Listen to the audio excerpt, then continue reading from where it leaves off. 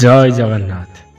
आज एमती गोटे कथा कहि आपण मानू खास कर झील मान एमती गोटे कथा कहि आपण मैंने ध्यान दे शुणे ताहने बहुत बड़ विपद टली जदि ध्यान दे न शुणे ताहने भाईर ये कहवा कथा किसी मूल्य रही। आज आज गोटे कथा मुझे कही रखी पूरा निराट सत्य, यही सत्य यही सुंदर यही सब किछि। देखंतु अनाथ झीटी ता घर हूँ जाजपुर चंडीखोल। आपण मैंने के जानी चंडी भद्रक पड़े ना आमर कटक पार है छतिया छतिया पार है चंडीखोल। चंडीखोल जाजपुर जिलार चंडीखोल हूँ बॉर्डर, तापर भी अच्छी हाँ छतिया अच्छी चंडीखोल हूँ बॉर्डर। जो चंडीखोल गोटे झी अनाथ आश्रम थाई गोटे पुओ को एते मात्रा भल पाई एते मात्रा भल पाई आज से सब भल पाइबा निआरे जली छारखार निआरे। आपण मानू कही रखी केमिति कौन है कौन नहीं।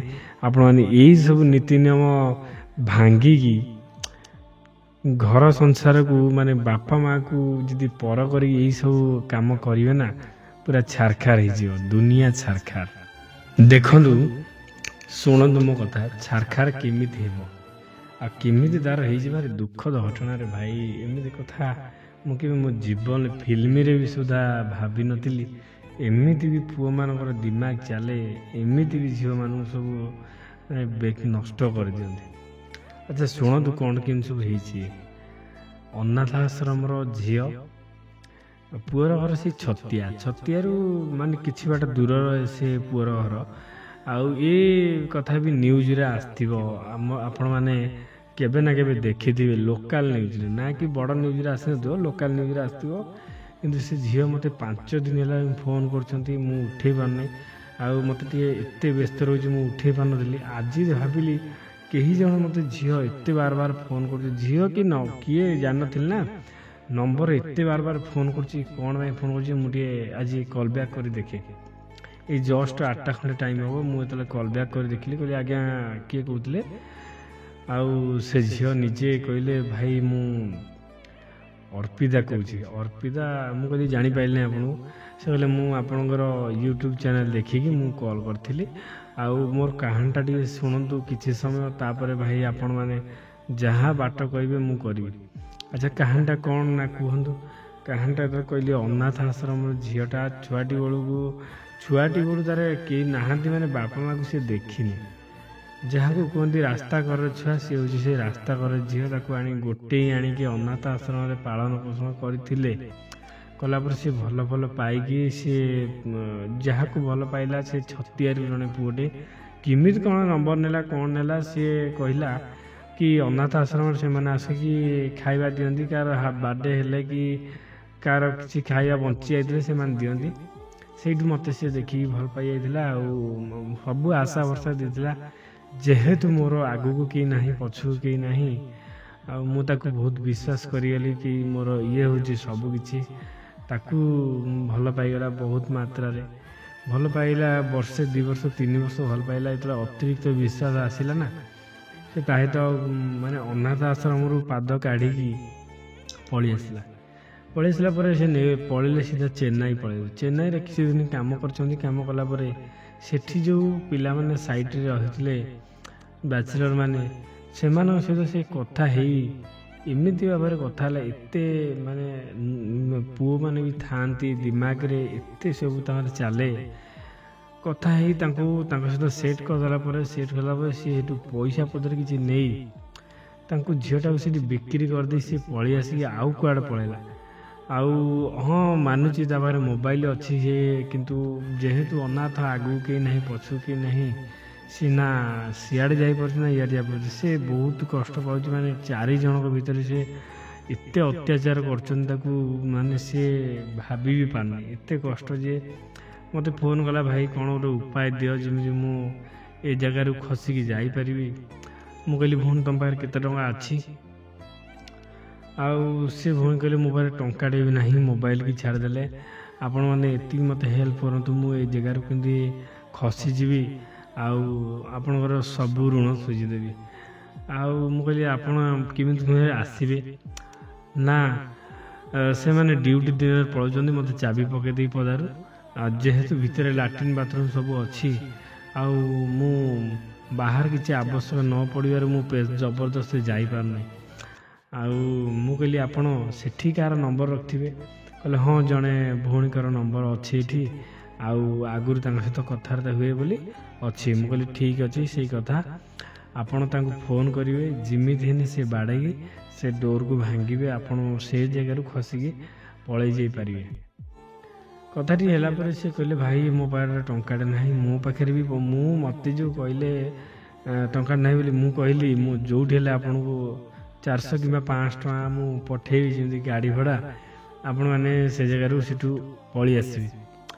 ସେ ମୋ କଥା ମାନି ସିଏ ତାଇ ଯେଉଁ ଫୋନ୍ କରି ଆଉ ତାଙ୍କୁ ଆଜି ମୁଁ କହିଛି, ପଇସା ବି ତାଙ୍କୁ ପଠେଇ ଦେଇଛି, ଯାହା ସିଏ କରିବେ କାଲି କରିବେ, ଆଉ କେମିତି କ'ଣ ସେ ବାହାରିବେ ଆଉ କ'ଣ କରିବେ ସେ ମୋତେ କହିବେ।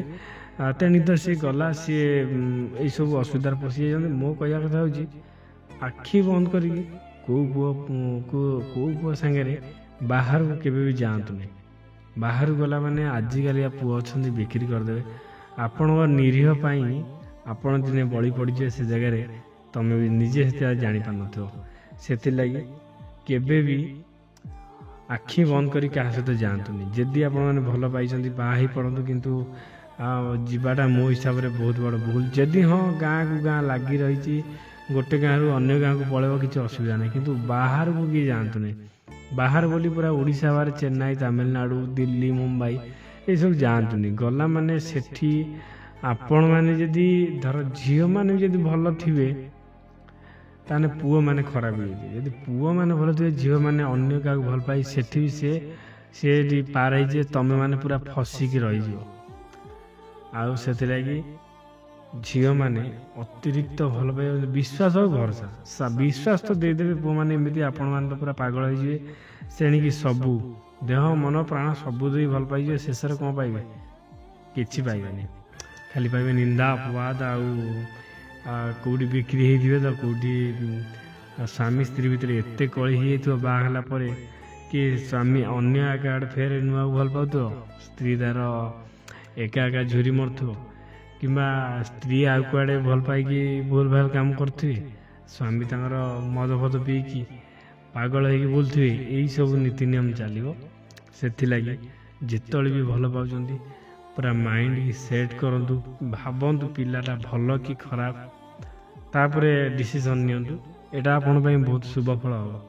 ଯଦି ଏତିକି ନ ଡିସିସନ୍ ନେଇପାରିବେ ତାହେଲେ ଦୁନିଆରେ ଆଉ କିଛି ଡିସିସନ୍ ହିଁ ନେଇପାରିବେନି। ଆଉ କିଛି କହିବା ପାଇଁ ଚାହିଁବେନି, କାହିଁକିନା ଏତିକି କହିଲି ଭାରି ମାଇଣ୍ଡ କି ଦୁଃଖ ଲାଗିଲା, ଏତେ କଷ୍ଟ ଲାଗିଲା ଯେ ଭଉଣୀଟି ଯେତେବେଳେ ଭଲ ପାଇଥିଲା ଅନାଥ ଝିଅ, ନା କି ତାର ସବୁ କେହି ଅଛନ୍ତି, ଅନାଥ ଝିଅ ଯେତେବେଳେ ଭଲ ପାଇଥିଲା ସେତେବେଳେ ସେ ଭାବିନଥିଲା କି ଏ ପୁଅ ମୋତେ ଏମିତି ମାନେ କାମ ସାରିକି ବିକ୍ରି କରିଦେବ ବୋଲି। ବିକ୍ରି କରିଦେଇ ସେ କୁଆଡ଼େ ଗଲା, ଯେ ଗଲା ଆଉ କିଛି ହେଲାନି। ସେ 4 ଜଣ କହିଲେ ତ ସ୍ୱାମୀ ଆମ ପାଖରୁ 2 ଲକ୍ଷ ଟଙ୍କା ନେଇକି ଆମ କତିକି ବିକି ଦେଇ ପଳେଇଛି, ତୁ ଏବେ ଆମକୁ ଖୁସି କରିବା ପାଇଁ ଯେତେ ଦିନ ବଞ୍ଚିକି ରହିବୁ ଆମକୁ ଖୁସି କରିବୁ। ଆରେ ସେ ଗୋଟେ ମଣିଷ ଝିଅରେ, ଛୋଟ ଛୁଆଟା 18-20 ବର୍ଷ ହେଇଛି। 4 ଜଣ ଯଦି ଏମିତି ନୃଶଂସ ଭାବେ ତାପରେ ଅତ୍ୟାଚାର କରିବେ, ସେ କେତେ ଦିନ ଆଉ ବଞ୍ଚିବ? ଧ୍ୟାନ ଦେଇ ଶୁଣ କଥାଟି, ଦେଖିବ ଆପଣଙ୍କ ମନକୁ ନିଶ୍ଚିତ ପାଇବ କଥାଟା, ଆଉ ଆପଣଙ୍କ କାମରେ ଲାଗିବ। ଆପଣ ମୁଁ ଆଶା କରୁଛି ଠିକ୍ ବାଟରେ ଆପଣ ପଳେଇ ଆସିବେ ଏଇ ଭିଡ଼ିଓ ଏଇ କଥା ଶୁଣିକି। ହଁ ମୁଁ ମାନୁଛି ଭଲ ପାଆନ୍ତୁ, କିଛି ଅସୁବିଧା ନାହିଁ। ଛୋଟ ଛୁଆ ଆଜିକାଲି ଯେଉଁ ଭଲ ପାଉଛ, ମାନେ ଆଗ ପଛ ନ ଭାବି ସେଇମାନଙ୍କୁ ମୁଁ କହୁଛି। ଛୋଟ ଛୁଆ ଆଜିକାଲି ଛୁଆ ତ ବକଡ଼ ଛୁଆ ବି କଥା ହେଉଛନ୍ତି। ଆମେ କ'ଣ ଜାଣିପାରୁଛେ ସାମ୍ନା ବାଲା ଯାହା ତ ଆମେ କଥା ହେଉଛି ସେ ଭଲ କିମ୍ବା ଖରାପ, ସେଇଟା ତ ମୁଁ ଜଣାଇବା ପାଇଁ ଆପଣଙ୍କୁ ଜଣାଉଛି। ସେଇଟା ଦେଖନ୍ତୁ, ଆଗ ସେଇଟା ଦେଖନ୍ତୁ, ତାପରେ ଆମେ ବୁଝିବା ସେ ପିଲା ଆମ ପାଇଁ କେତେ ଯୋଗ୍ୟ କେତେ ଅଯୋଗ୍ୟ। ଯଦି ଯୋଗ୍ୟ ତାହେଲେ ଆଖି ବନ୍ଦ କରିକି ଭଲ ପାଆନ୍ତୁ, ଯଦି ଯୋଗ୍ୟ ନୁହେଁ, ଯଦି ଆମ ଦେହ ମନକୁ ଦେହକୁ ଭଲ ପାଉଛି ତାହେଲେ ପୁରା ଛାଡ଼ିଦିଅ, ଦରକାର ନାହିଁ ସେ ଭଲ ପାଇବା। ମନକୁ ପ୍ରାଣକୁ ଯିଏ ଭଲ ପାଇଲା, ଆଉ ଦୁଃଖରେ ସାଥ ଯିଏ ଦେବ, ସୁଖରେ ଛାଡ଼ିଦିଅ। ଦୁଃଖରେ ଯିଏ ସାଥ ଦେବ ତାକୁ ହିଁ ଭଲ ପାଅ। କାହିଁକିନା ସିଏ ଦୁଃଖରେ ଯିଏ ସାଥ ଦେଇଛି ନା ସେ ସବୁବେଳେ ସାଥ ଦେବ। ଯେ ମାନେ ତମ ଦେହ ଉପରେ ଯାହାର ଲୋଭ ଅଛି ଟୋଟାଲ ସେ ଜାଗାରେ ତମେ ଫସିଯିବ, ମାନେ ଝୁରି ଝୁରି ଝୁରି ଝୁରି ମରିଯିବ ପଛକୁ ସେ କିଛି ଫାଇଦା ହେବନି। ଆଉ କିଛି କହିବାକୁ ଚାହିଁବି ନାହିଁ ଏଇ ଭିଡ଼ିଓରେ ଏତିକି। ଭିଡ଼ିଓଟି ଭଲ ଲାଗିଥିଲେ ଲାଇକ୍ କରି ସେୟାର କରିବେ, ଆଉ ଚ୍ୟାନେଲକୁ ସବସ୍କ୍ରାଇବ୍ କରିବେ। ଆଉ ହଁ, ନା କି ମୁଁ ଇଆଡ଼ୁ ସିଆଡ଼ୁ ଗପି ଯାଉଛି ଆଉ ଇଆଡ଼ୁ ସିଆଡ଼ୁ କହିଯାଉଛି, ମୁଁ ବି ଗୋଟେ ଉପାୟ ଆଣିବି ଯେଉଁ ଉପାୟରେ କି ତମର ହଜି ଯାଇଥିବା ପ୍ରେମକୁ ପାଇପାରିବ। ଚାହିଁଲେ ପାଇବ।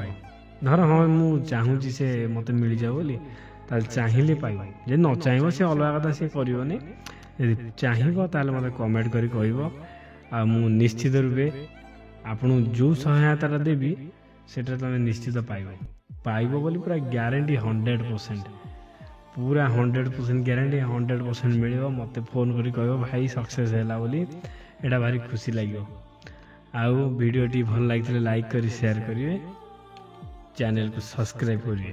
ରହିଲି, ଜୟ ଜଗନ୍ନାଥ।